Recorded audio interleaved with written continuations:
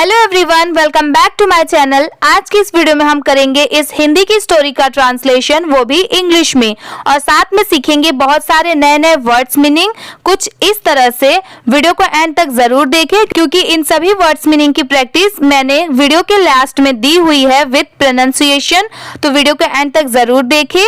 और वीडियो को स्टार्ट करने से पहले जिन्होंने अभी तक चैनल को सब्सक्राइब नहीं किया है, प्लीज सब्सक्राइब कर ले और बेल आइकन प्रेस करना ना भूले, जैसे आने वाले नए वीडियोस की नोटिफिकेशन आपको मिलती रहे। तो चलिए वीडियो को स्टार्ट करते हैं। आज का हमारा टॉपिक है रियल फ्रेंड। रियल मीन्स होता है हिंदी में सच्चा, और फ्रेंड का मतलब होता है मित्र। रियल फ्रेंड मतलब सच्चा मित्र। बहुत समय पहले, इसका इंग्लिश में मतलब होता है अ लॉन्ग टाइम अगो। एक पेड़ पर तोतों का एक जोड़ा रहता था। इसको इंग्लिश में कहेंगे There lived a pair of parrots in a tree। बहुत समय पहले एक पेड़ पर तोतों का एक जोड़ा रहता था, मतलब a long time ago there lived a pair of parrots in a tree। उसी पेड़ के एक छेद में एक बूढ़ा सांप भी रहता था, मतलब an old snake also lived in a hole in the same tree। उसी पेड़ के एक छेद में एक बूढ़ा सांप भी रहता था, मतलब an old snake also lived in a hole in the same tree।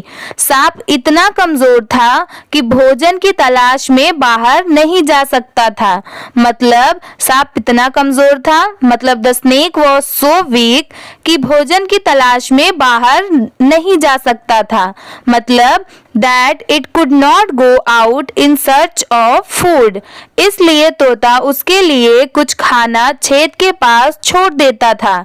इसलिए मतलब so the parrot used to leave some food for him near the hole। मतलब इसलिए तोता उसके लिए कुछ खाना छेद के पास छोड़ देता था। So the parrot used to leave some food for him near the hole। सांप तोते का आभारी था, मतलब the snake was grateful to the parrot। grateful का मतलब होता है आभारी। the snake was grateful to the parrot मतलब सांप तोते का आभारी था। एक दिन एक गिद्ध तोते के ऊपर मंडरा रहा था, मतलब one day a vulture was hovering over a parrot। मतलब एक दिन एक गिद्ध तोते के ऊपर मंडरा रहा था, मतलब one day a vulture was hovering over a parrot। तभी एक शिकारी वहां आया, मतलब then a hunter came there, और उसने तोते में से एक पर अपना तीर चला दिया, and shot his arrow at one of the parrots. तभी एक शिकारी वहां आया और उसने तोते में से एक पर अपना तीर चला दिया, मतलब then a hunter came there and shot his arrow at one of the parrots. लेकिन सांप ने देखा कि उसके दोस्त खतरे में है, मतलब But the snake saw that his friends were in danger। लेकिन सांप ने देखा कि उसके दोस्त खतरे में है, मतलब But the snake saw that his friends were in danger। उन्हें बचाने के लिए शिकारी के पैर को काट लिया, मतलब to save them। इंग्लिश में उन्हें बचाने के लिए मतलब टू सेव देम, शिकारी के पैर को काट लिया। The hunter's leg was cut of. उन्हें बचाने के लिए शिकारी के पैर को काट लिया। To save them the hunter's leg was cut off. सांप के काटने से शिकारी का लक्ष्य बर्बाद हो गया और तीर गिद्ध पर लग गया।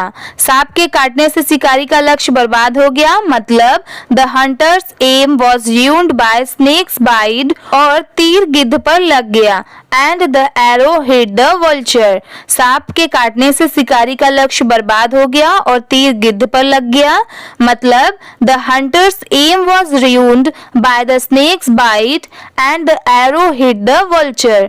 उनकी जान बचाकर सांप ने दिखाया कि वह एक सच्चा दोस्त था। उनकी जान बचाकर सांप ने दिखाया कि मतलब by saving his life the snake showed that वह एक सच्चा दोस्त था।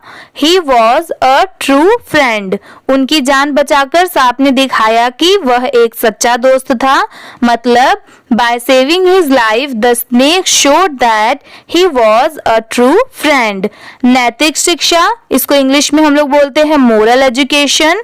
एक सच्चा दोस्त सबसे मूल्यवान संपत्ति है। मतलब अ true friend is the most valuable asset. एक सच्चा दोस्त सबसे मूल्यवान संपत्ति है। मतलब अ true friend is the most valuable asset. अब चलिए वर्ड्स मीनिंग को देखते हैं। काटना, काटना को इंग्लिश में कहते हैं बाइट। लक्ष्य, लक्ष्य को इंग्लिश में कहते हैं एम। सच्चा, सच्चा को इंग्लिश में कहते हैं ट्रू। दिखाना, दिखाना को इंग्लिश में कहते हैं शो। बर्बाद, बर्बाद को इंग्लिश में कहते हैं ruined। पेड़, पेड़ को इंग्लिश में कहते हैं ट्री। जोड़ा, जोड़ा को इंग्लिश में कहते हैं पैर। खतरा, खतरा को इंग्लिश में कहते हैं डेंजर। बचाना, बचाना को इंग्लिश में कहते हैं सेव। तीर, तीर को इंग्लिश में कहते हैं एरो। तोता, तोता को इंग्लिश में कहते हैं पैरोट। शिकारी, शिकारी को इंग्लिश में कहते हैं हंटर।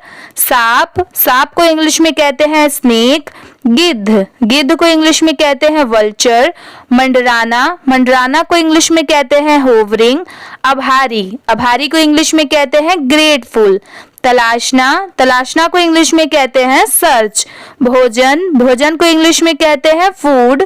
कमजोर, कमजोर को इंग्लिश में कहते हैं वीक। छेद, छेद को इंग्लिश में कहते हैं होल। बूढ़ा, बूढ़ा को इंग्लिश में कहते हैं ओल्ड। तभी, तभी को इंग्लिश में कहते हैं देन। सकना, सकना को इंग्लिश में कहते हैं कुड। पास में, इसको इंग्लिश में कहते हैं नियर। देखना, देखना को इंग्लिश में कहते हैं सॉ।